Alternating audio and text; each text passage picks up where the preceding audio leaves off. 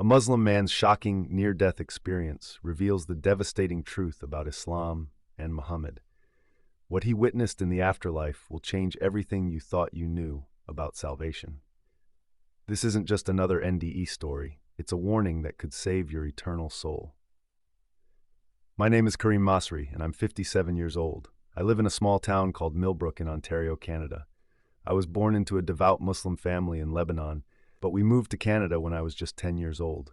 For most of my life, I faithfully followed Islamic teachings, prayed 5 times a day, and even made the Hajj pilgrimage twice. I never questioned my faith until that fateful day 3 months ago. I owned a successful halal butcher shop, had 3 grown children, and life was good. My wife Amira and I lived in a comfortable 2-story house with a beautiful garden she tended herself. That morning started like any other. I was preparing a special order of lamb for a customer's wedding feast. The meat grinder was acting up, making strange noises, but I ignored it. I'd used it for 15 years without any problems. I should have listened to my son Yusuf when he told me to replace it last month. While grinding the meat, my loose sleeve got caught in the mechanism. Instead of hitting the emergency stop, I panicked and tried to yank my arm free. The machine pulled me in harder. The pain was excruciating as the grinder caught more of my sleeve and then my flesh. Blood was everywhere. I screamed, but my employee Ahmed was in the walk-in freezer and couldn't hear me. The machine kept pulling, crushing my arm up to the elbow. I felt bones snap and tendons tear. The agony was unbearable. I managed to reach the emergency stop with my other hand, but by then I had lost so much blood. The room started spinning. My ears were ringing.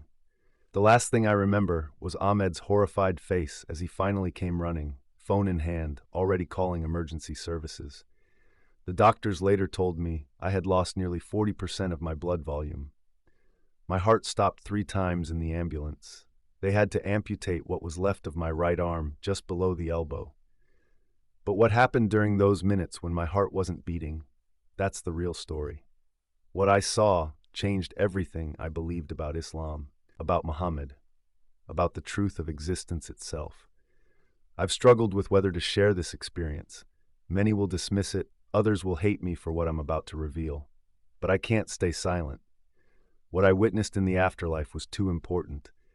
People need to know the truth about what awaits them, especially my Muslim brothers and sisters who are being deceived. This is my story. The moment my heart stopped, I felt myself floating above my body. I could see the paramedics working frantically, blood everywhere. But I felt no pain anymore, just a strange lightness. I watched them use the defibrillator on my chest while my spirit drifted higher. Suddenly, I was pulled into a dark tunnel. The speed was incredible, like being sucked through a vacuum. I heard voices, thousands of them, speaking in languages I didn't understand. Some were screaming in agony, others were weeping. The darkness was so thick I could almost touch it. Then I saw them, shadows moving in the darkness. They weren't human shapes, but twisted, distorted forms that seemed to be made of smoke and hatred. Their eyes glowed with an evil red light. I recognized them from Islamic teachings. These were the jinn we had been taught about. But they weren't the powerful, noble beings described in the Quran. They were demons, servants of Satan, and they had been deceiving Muslims for centuries. One of the shadow creatures approached me. Its voice was like breaking glass. Another one of Muhammad's followers. Your prophet lied to you, Kareem. He was never God's messenger. He was ours. I tried to deny it, to recite the Shahada as I had done thousands of times before, but the words burned my spiritual throat. Every Islamic prayer I attempted caused me intense pain. The demon laughed, a horrible sound that echoed through the darkness. Your prayers mean nothing here, it mocked. They never meant anything. Muhammad was just a man who lusted for power. We whispered to him in his cave, pretending to be Gabriel. He chose to believe our lies because they served his earthly desires, and now billions follow his false teachings straight into the abyss. More demons gathered around me, showing me visions of Muhammad's life, not the sanitized version I had been taught, but the true history. I saw his marriages to multiple wives, including young Aisha. I saw his raids on caravans, his ordering of assassinations, his brutal treatment of conquered peoples. These weren't the actions of a holy prophet, but of a man corrupted by power and demonic influence. The demons continued. Every time Muslims bow toward Mecca, they bow toward a shrine of pagan idols. The black stone you kissed during Hajj, a meteorite worshipped by pagans that Muhammad incorporated into his new religion to appease the local tribes. The jinn mentioned in the Quran, that was us, deceiving him and all who followed him. I tried to argue, to defend my faith, but deep down I knew they spoke truth. Everything I had believed was crumbling. The demons showed me more visions, millions of Muslims throughout history arriving in this dark place, realizing too late they had been deceived. Their prayers to Allah went unanswered because they had rejected the true path to salvation. I saw my own life played back to me. Every time I had heard about Jesus but dismissed Christian teachings without investigation, every time I had proudly declared Muhammad was God's final prophet while ignoring the contradictions in Islamic doctrine, the weight of my willing ignorance crushed my spirit. The tunnel seemed endless, and the demons continued their revelations. They showed me how Islam had spread through conquest and force, not divine guidance.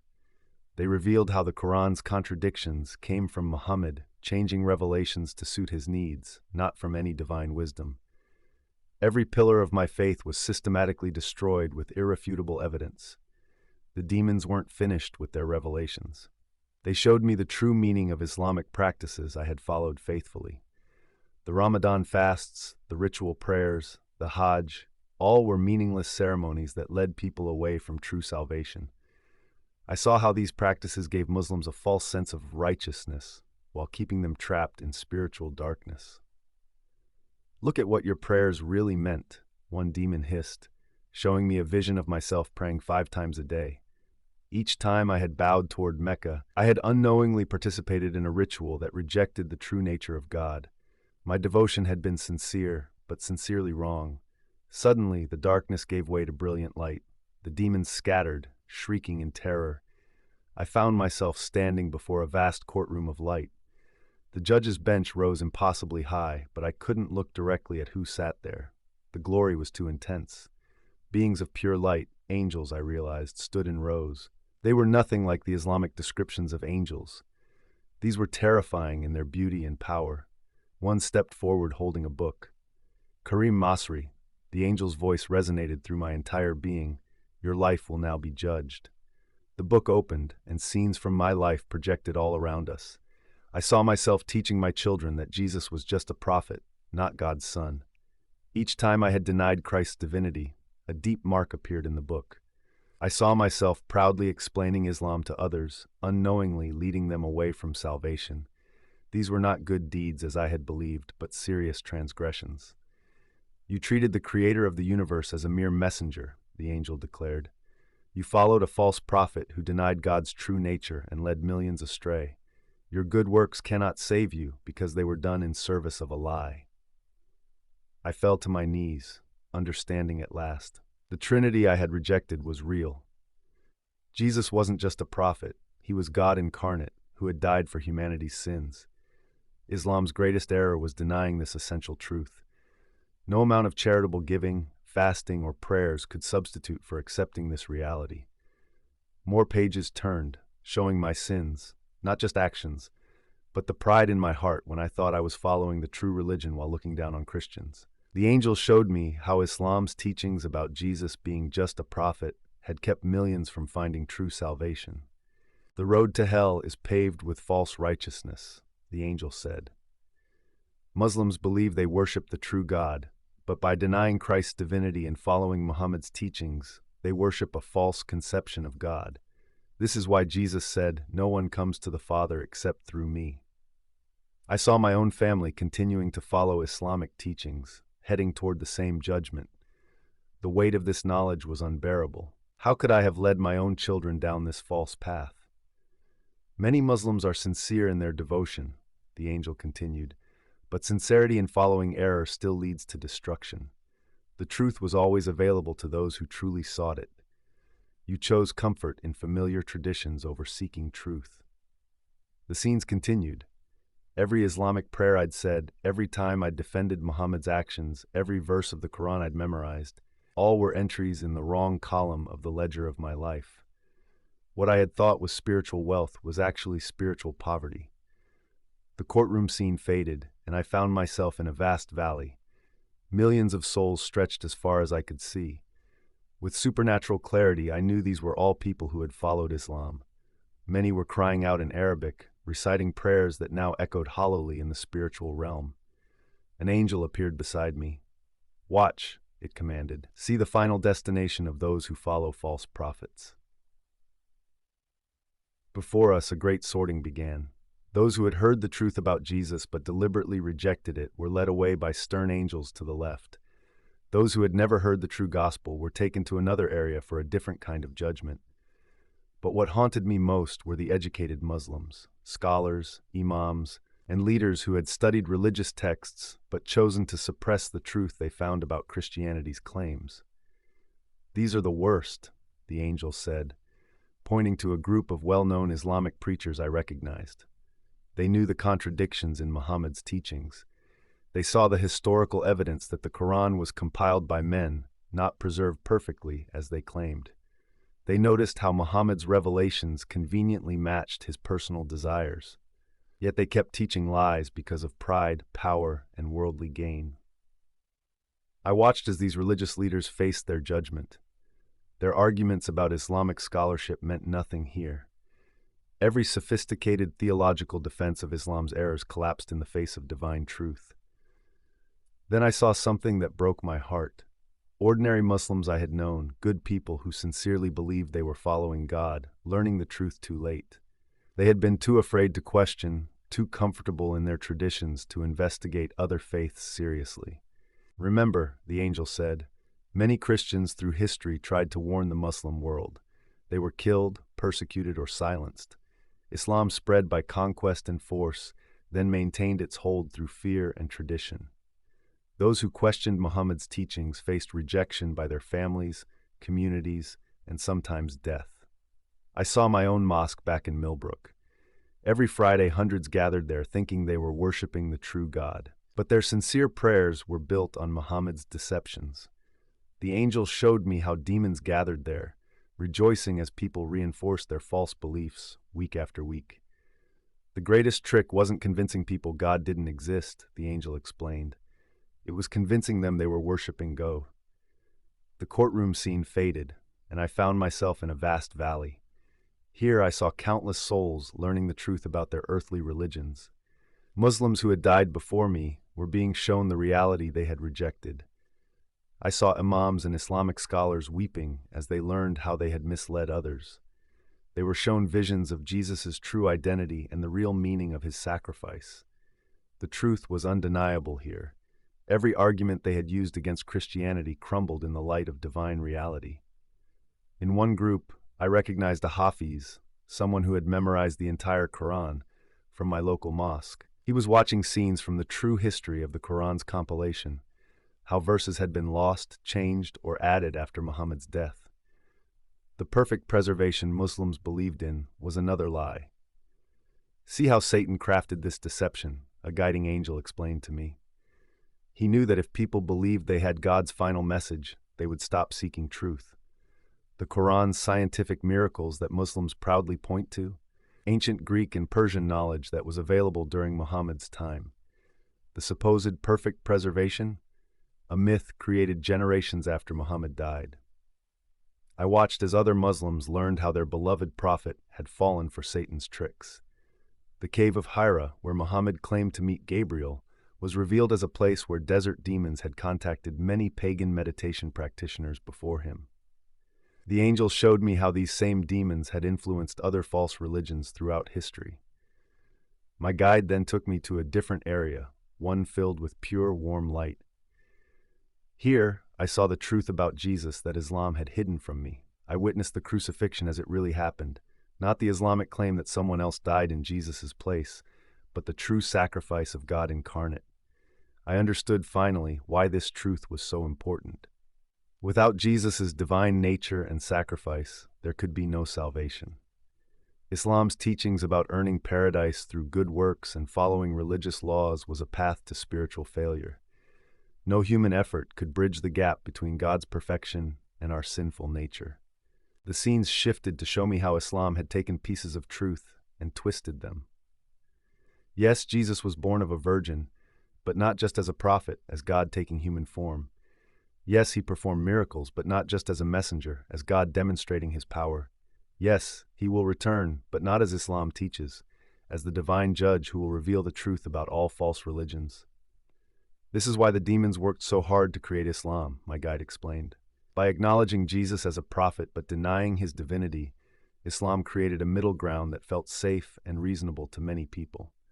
It was the perfect deception, close enough to truth to be believable, but far enough to prevent salvation. I saw how other aspects of Islamic teaching had twisted truth. The Islamic paradise, with its physical pleasures, was a pale imitation of true heaven's spiritual joy.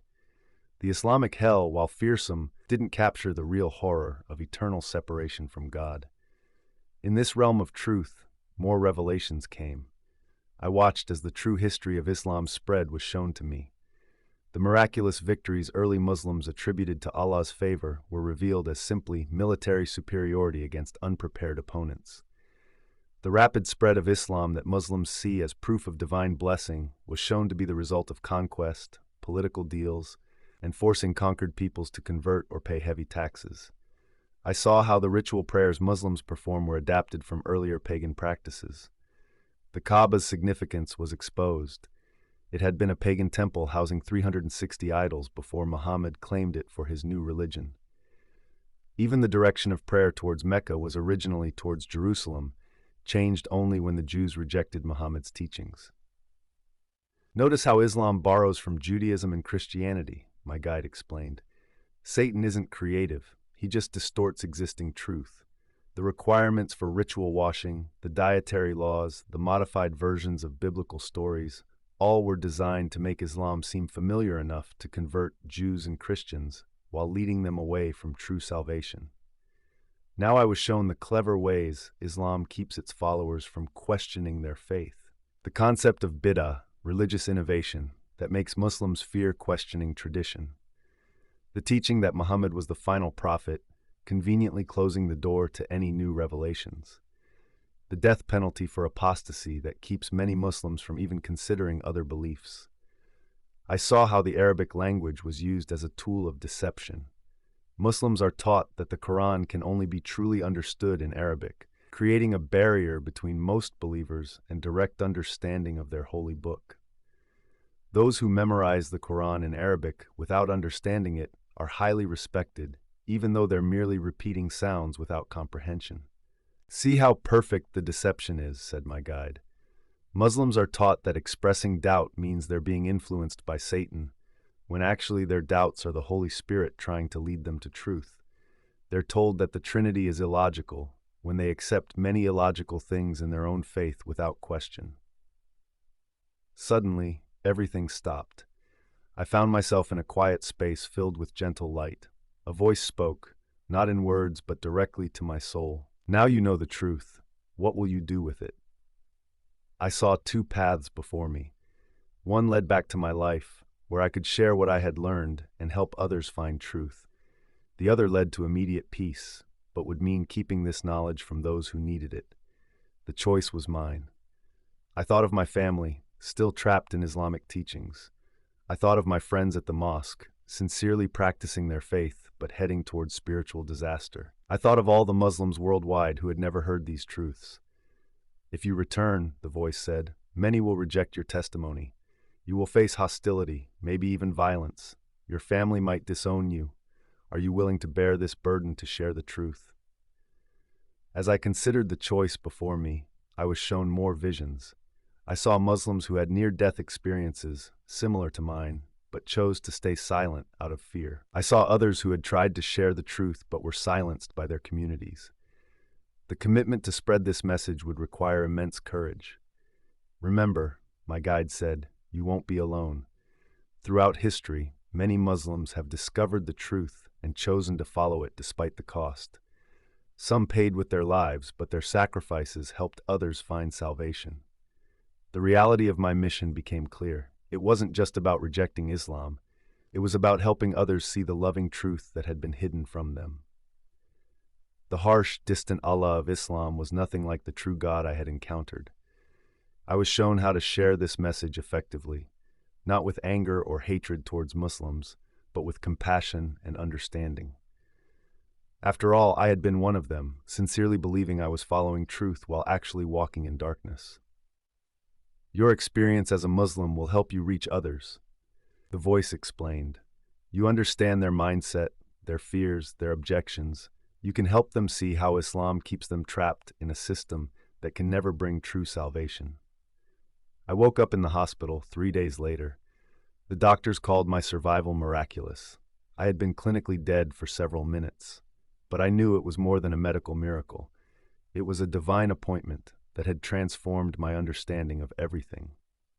The physical recovery was difficult. Learning to live with one arm presented daily challenges, but these challenges seemed small compared to the spiritual mission I had been given. My family's reaction to my experience was mixed. My wife Amira listened respectfully, but struggled to accept it. My youngest son called me crazy. My daughter stopped speaking to me, but my oldest son Yusuf showed genuine interest and began asking questions about Christianity. I sold my halal butcher shop. I could no longer participate in religious rituals I knew were false. Some community members accused me of converting just to get attention or sympathy after my accident. Others spread rumors that my brain had been damaged, causing delusions. But I keep sharing my story. Every week, I meet Muslims who are questioning their faith, looking for answers. Some are angry at first, but many return later with more questions. A few have found the truth themselves. This experience showed me that God's love is greater than any religion. He doesn't want ritualistic worship or blind obedience to rules. He wants us to know Him as He truly is, through His Son, Jesus Christ. To those still trapped in Islam, search for truth with an open heart. Look beyond what you've been taught. The real God is waiting to show you who He really is. If this story touched your heart, please help spread this crucial message by hitting the like button and subscribing to our channel. Don't forget to ring the notification bell to stay updated with more powerful testimonies that could change lives. Your simple click could help someone find the truth they've been searching for.